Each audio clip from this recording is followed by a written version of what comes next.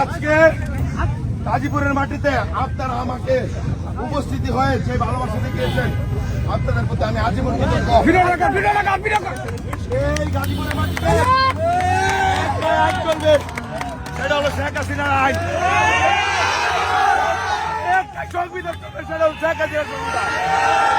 আমাকে মৃত্যুর ভয় দেখা লাভ নাই, ভয় দেখা লাভ নাই। শেখ হাসিনার কর্মী, শেখ হাসিনার কর্মী এই বাংলাদেশে আপনাদের পাশে আছি। জয় বাংলার বিজয় আমরা ছিনি আনবো।